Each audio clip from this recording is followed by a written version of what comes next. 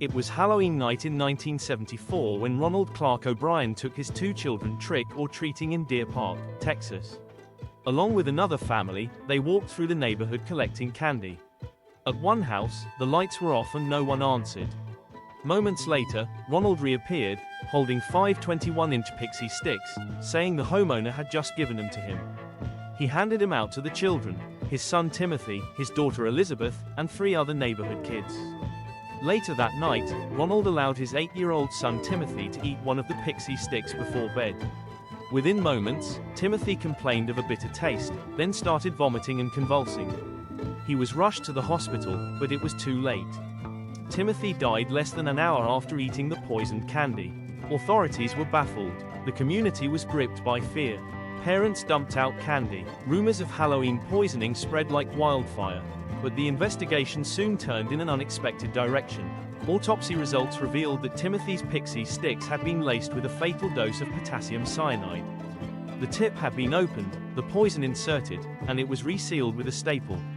Detectives discovered that Ronald was over $100,000 in debt and had recently taken out multiple life insurance policies on both of his children.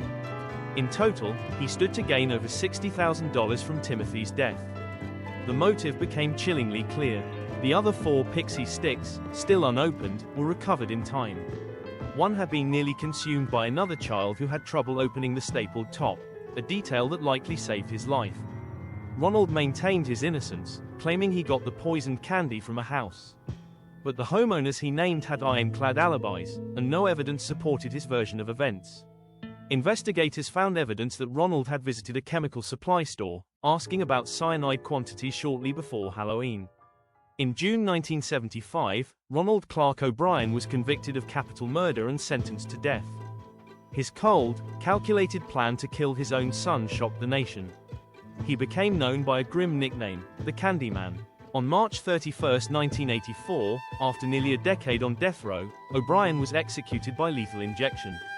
His case left a permanent scar on Halloween traditions, giving rise to urban legends of poisoned candy that still persist. Timothy's tragic death wasn't the result of a stranger's cruelty, but a father's betrayal. The real horror wasn't in the candy, it was in the hands that gave it.